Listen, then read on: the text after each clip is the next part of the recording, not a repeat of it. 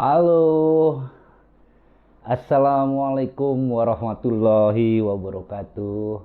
Bapak Ibu sekalian yang berpuasa, selamat menjalankan ibadah puasa. Ya, menjelang akhir-akhir di bulan Ramadan ini, eh, orang sudah mulai sibuk karena memang kita sadari semua bahwa kondisi sekarang ini kan lagi masa pandemik ya. Masa pandemi, kemudian kita semua juga udah tahu bahwa ada larangan untuk melakukan perjalanan dalam tujuan mudik. Sebenarnya kayak apa sih peraturan itu? Karena di beberapa media, baik itu di media-media sosial maupun di pemberitaan, ini banyak isu-isu yang justru dalam penerapan pembatasan mudik ini distorsi, kebingungan ya di warga. Saya coba menyuplik, ini ada berita saya cuplik dari kontan.co.id ya. Judul temanya berangkat kerja ke Jakarta dari Bodetabek wajib punya surat tugas dari kantor. Nah, kaitan dengan itu 7 Mei kemarin, tanggal 7 Mei 2021, ini di-upload jam 23.25, sumbernya kompas.com ya, saya bacakan. Kepala Satpol PP Provinsi DKI Jakarta, Bapak Arifin mengatakan, nah ini, setiap orang yang berangkat kerja ke Jakarta, termasuk dari kawasan aglomerasi Bogor, Depok, Tangerang, dan Bekasi dalam kurung Bodetabek ya, wajib memiliki surat tugas dari kantor masing-masing. Nah, pernyataan ini disampaikan oleh Bapak Arifin, Kepala Satpol PP Provinsi DKI Jakarta. Ini kan akhirnya masyarakat bertanya, karena khusus untuk di Bekasi, saya tinggal di Bekasi, saya bekerja di Jakarta. Dengan pemberitaan ini kan artinya saya setiap hari dari tanggal 6 sampai tanggal 17, ketika saya mau berangkat kerja, saya harus memiliki surat tugas dari kantor, atau dari, kalau di sini disebutkan dari kantor ya. Kemarin terakhir hari Jumat kemarin tanggal 6, saya juga memang di depan pintu tol Bekasi Barat itu memang ada beberapa petugas yang berjaga di situ, tapi saya sempat tidak diperiksa. Jadi jalan masuk tol biasa karena saya harus kerja ke Jakarta. Jadi kenapa Bapak Arifin ini mengatakan begitu? Beliau menyebutkan alasannya bahwa surat tugas tersebut untuk membedakan pelaku perjalanan yang hendak bekerja atau orang yang akan melakukan mudik lokal.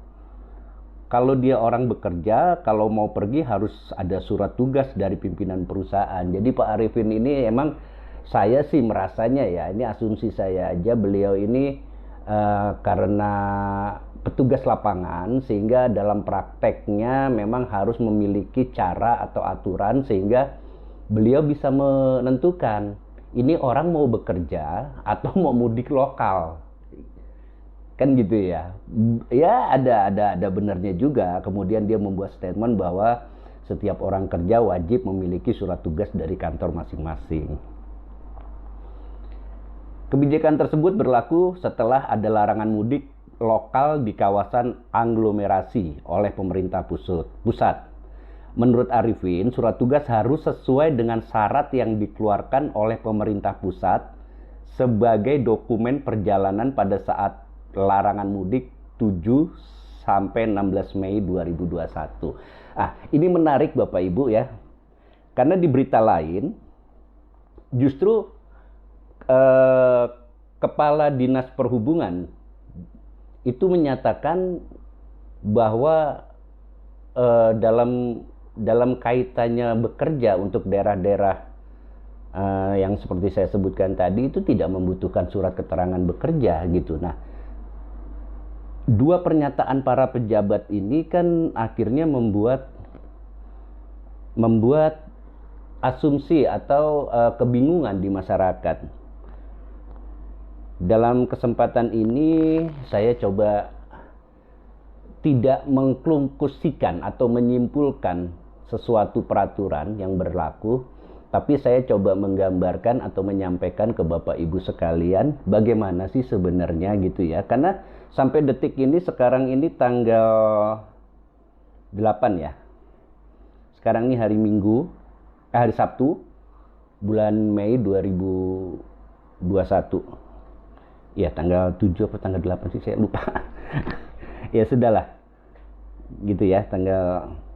Nah, ini saya coba bacakan. Ada Peraturan Menteri Perhubungan Republik Indonesia nomor PM 13 tahun 2021 tentang pengendalian transportasi selama masa Idul Fitri tahun 1442 Hijriah dalam rangka pencegahan penyebaran coronavirus disease 2019 atau COVID-19. Oke, nggak saya bacain seluruhnya, saya akan coba membacakan bagaimana sih sebenarnya menurut permen ini yang diatur tentang itu gitu ya. Saya nggak tahu di wilayah-wilayah lain karena saya kebetulan ada di wilayah Bekasi, Jakarta.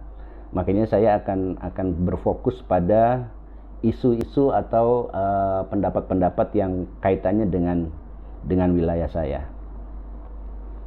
Jadi saya bacakan dari pasal 2. Nah, pasal 2 ini menyebutkan bahwa larangan penggunaan atau pengoperasian sarana transportasi darat sebagaimana dimaksud dalam ayat 1 ayat 2 huruf A ya.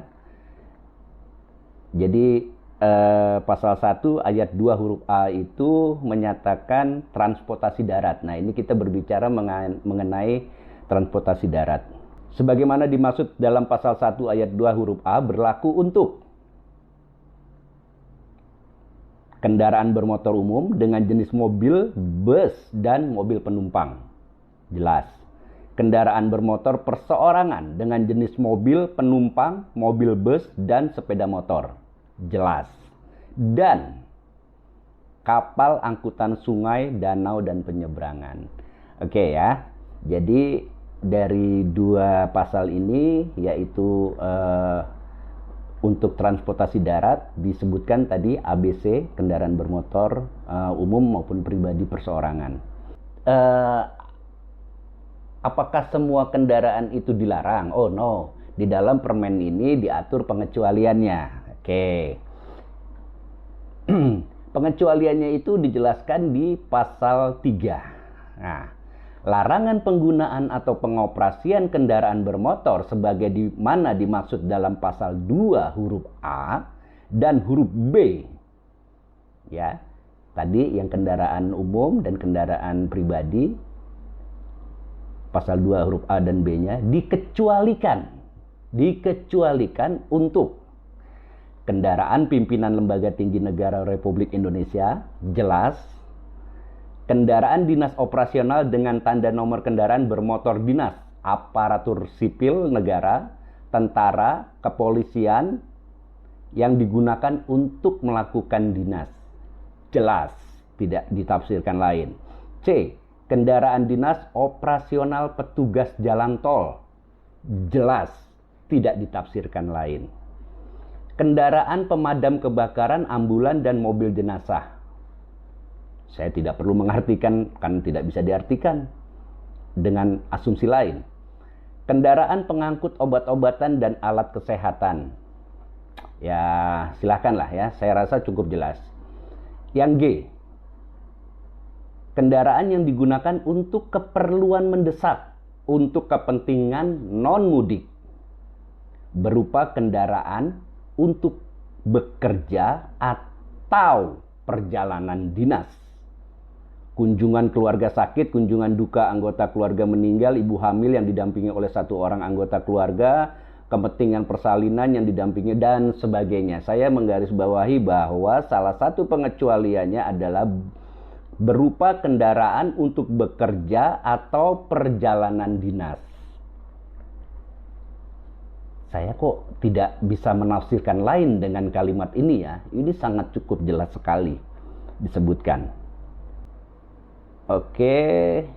Nah, saya membahas di ayat 3-nya, masih di pasal 3, di ayat 3-nya yang kaitannya dengan tadi. Tadi kan saya sebutkan bahwa pelarangan itu bagi kendaraan yang darat ya, saya berbicara darat, baik yang sarana transportasi darat umum maupun perseorangan, mobil, motor, dan sebagainya tadi. Ini di ayat 3-nya. Selain pengecualian sebagaimana dimaksud pada ayat 1 yang tadi saya bacakan, larangan penggunaan atau pengoperasian sarana transportasi darat sebagaimana dimaksud dalam ayat 2, saya sudah bacakan tadi, dikecualikan untuk sarana transportasi darat yang berada, dikecualikan untuk sarana transportasi darat yang berada dalam satu kawasan perkotaan atau yang ditetapkan oleh pengurus tugas penanganan coronavirus di SIASE 2019 atau COVID-19. Di ayat 3 ini menjelaskan pengecualian juga ya, pengecualian juga tentang apa yang disebutkan di ayat 1 dan di pasal 2 tadi. Dia menyebutkan ini dikecualikan juga untuk satu kawasan perkotaan atau yang ditetapkan oleh Satuan Tugas Penanganan COVID-19. Jadi pembatasan pengecualian terhadap beberapa wilayah. Oke, sekarang kita lihat lagi. Yang dimaksud dengan kawasan perkotaan sebagaimana dimaksud pada ayat 3, tadi ini ayat 4-nya, terdiri dari Medan, Binjai, Deli, Serdang, dan Karo. Yang B, Jakarta, Bogor, Depok, Tangerang, dan Bekasi. C, Bandung Raya. D, Kendal, Demak, Ungaran, Salatiga, Semarang, dan Purwodadi. E, Jogja Raya. F, Solo Raya. Gresik, Bangkalan, Mojokerto, Surabaya, Sidoarjo, dan Lamongan. Dan Makassar, Sungguh Minasa, Takalar, dan Maros. Jadi itu disebut sebagai daerah perkotaan. Apa ya? Kenapa di dalam permen ini menyebutkan wilayah itu? Karena mungkin pembuat peraturan ini cukup mengerti. Saya berbicara di wilayah Jabodetabek aja ya, misalnya banyak warga-warga Bekasi, warga Depok, warga-warga Bogor yang bekerja di Jakarta. Makanya dibuat ini. Ini juga termasuk pengecualian sebagaimana disebutkan di ayat 3, pasal 3 tadi. Jadi saya ulangi, dikecualikan juga untuk sarana transportasi darat yang berada dalam satu kawasan perkotaan atau yang ditetapkan oleh petugas penanganan COVID-19. Jadi jelas ya. Nah, menurut saya permen ini seharusnya Permen Perhubungan Republik Indonesia nomor PM 13 tahun 2021. Menurut saya ini sudah cukup jelas. Intinya itu kan bagaimana menekan penyebaran COVID ini dalam kaitannya dengan tradisi mudik di Indonesia ini. Sehingga permen ini memang perlu dikeluarkan untuk mengatur. Namun kan tidak harus kemudian semua kendaraan itu dilarang. Ada hal-hal tertentu yang memang sifatnya urgent, dan di dalam permen ini juga sangat jelas diatur apa-apa saja yang dikecualikan. Nah, saya kembali ke pernyataan dari Bapak Kepala Satpol tadi, Bapak Arifin. Bapak Arifin ini menyatakan justru kok Kepala Satpol PP Pro, saya bacakan lagi ulang ya. Kepala Satpol PP Provinsi DKI Jakarta, Arifin, mengatakan setiap orang yang berangkat kerja ke Jakarta, termasuk dari kawasan aglomerasi, yaitu Bogor, Depok, Tangerang, dan Bekasi, wajib memiliki surat tugas dari kantor masing-masing. Ini saya jadi penasaran ya. Penasarannya kenapa kok dalam satu peraturan yang menurut saya sekali lagi ini menurut saya sudah cukup jelas, tidak perlu ditafsirkan dengan makna dan arti yang berbeda, tapi dalam penerapannya kok masih banyak penafsiran-penafsiran yang berbeda. Ini ada dua instansi. Dari Perhubungan menyatakan tidak perlu surat keterangan kerja, sementara Satpol PP menyatakan wajib menggunakan surat keterangan kerja. Ya, memang tidak berdampak. Kalau kita ngelihat pada niatnya, saya yakin niatnya adalah memang semua baik gitu ya. Semua baik, artinya dalam rangka pencegahan penyebaran COVID-19. Saya setuju banget. Dan saya termasuk orang yang mendukung untuk itu. Namun memang diperlukan satu kedisiplinan ilmu untuk menafsirkan peraturan. Apakah salah kemudian Bapak Arifin ini menafsirkan seperti itu? Saya rasa tidak juga. Mengapa? Ya, karena sudut pandang beliau adalah sudut pandang bukan regulasi. Sudut pandang beliau adalah sudut pandang pada tataran teknis pelaksanaan dari regulasi itu. Bayangin ya, bagaimana petugas di lapangan kemudian bisa membedakan atau mengidentifikasi orang ini mau pulang mudik lokal, walaupun lokal gitu ya, atau dia memang ada kepentingan. Kan pasti harus ada dokumen atau bukti-bukti yang bisa ditunjukkan oleh petugas di lapangan sehingga amanah yang ditugaskan kepada beliau-beliau ini juga bisa mendapatkan hasil yang memang diharapkan oleh kebijakan pemerintah. Namun sekali lagi saya hanya cuman menyampaikan fakta. Saya tidak coba mengambil juga atau berasumsi juga, walaupun sebenarnya saya memiliki satu kedisiplinan ilmu. Salah satunya adalah penafsiran undang-undang, penafsiran peraturan, karena kebetulan saya orang legal. Tapi saya dalam hal ini tidak mencoba membuat satu asumsi. Saya hanya menyampaikan, dan apa yang saya sampaikan itu adalah hal yang memang tidak saya tambah dan tidak saya kurangi. Silahkan Bapak Ibu sekalian bisa dibaca sendiri dan juga bisa menafsirkan sendiri gitu ya. Kalau menurut saya sih sudah cukup jelas di Permen 13 2021 itu diatur bagaimana apa yang dikecualikan, apa yang tidak boleh gitu.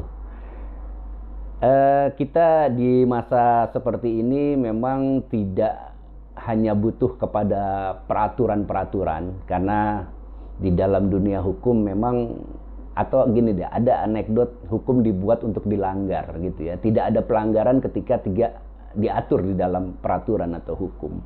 Itu memang anekdot-anekdot yang sering terjadi di dalam lingkungan masyarakat. Tapi menurut saya gini, Bapak Ibu sekalian dan teman-teman yang ada di Indonesia, khususnya di daerah Bekasi, Jakarta, Tangerang, saya rasa juga sudah cukup paham, sudah cukup tinggi kesadarannya bahwa kita satu suara, kita satu sepakat bahwa tujuan bersama kita adalah mencegah penyebaran COVID. Nah, intinya sih sebenarnya itu. Kalau kesadaran itu sudah muncul, saya rasa tidak ada aturan pun mungkin kita akan menjaga diri kita masing-masing, kemudian itu akan berdampak pada lingkungan kita dan lebih luas lagi kepada negara Indonesia ini.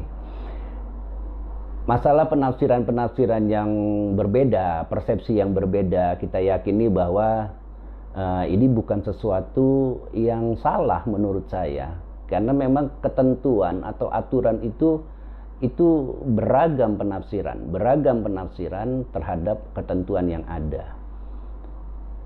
Didasari dengan bagaimana memandang, menerapkan, implementasi terhadap pengaturan itu, sehingga saya tidak mengatakan bahwa dari Kementerian Perhubungan maupun dari Kepala Satpol PP itu mempunyai pendapat yang berbeda, menafsirkan yang berbeda tentang satu aturan yang dibuat oleh pemerintah. Saya tidak berbicara ke sana, Tapi faktanya ini sempat rame di media-media sosial dan saya searching kok ya anehnya tidak ada klarifikasi gitu ya terhadap perbedaan-perbedaan itu. Ya saya cobalah dengan video ini, mudah-mudahan ada manfaatnya. Kalau seandainya saya menyampaikan sesuatu yang kurang bisa dimengerti atau kurang bisa dipahami oleh Bapak Ibu sekalian, silakan buka Peraturan Menteri Perhubungan nomor 13 tahun 2021. Saya rasa gitu ya Bapak Ibu ya. Jadi ya sekali lagi saya tidak akan menyimpulkan apakah perlu surat keterangan bekerja untuk daerah-daerah perkotaan yang sebagaimana dijelaskan di dalam peraturan menteri ini. Silakan dibaca sendiri. Saya hanya menyampaikan, tapi pesan yang bisa saya utarakan hari ini bahwa kita punya niat yang sama, yaitu mencegah penyebaran COVID-19 untuk diri kita, lingkungan sekitar kita, dan umumnya untuk Indonesia. Supaya apa? Supaya kita cepat maju lah ya, cepat bergerak lagi gitu, cepat bergairah lagi gitu ya. Oke, Bapak Ibu sekalian, terima kasih banget. Saya diberi kesempatan untuk membuat video ini, dan buat Bapak Ibu sekalian yang sempat punya waktu untuk like dan mensubscribe channel saya, kalau perlu disebarkan juga sebagai siar saya juga untuk menyampaikan sesuatu yang bermanfaat insya Allah bagi Bapak Ibu semua. Saya mohon maaf apabila ada penafsiran saya atau kata-kata saya yang tidak berkenan di Bapak Ibu sekalian. Akhir kata saya ucapkan wabillahi taufiq wal hidayah. Wassalamualaikum warahmatullahi wabarakatuh.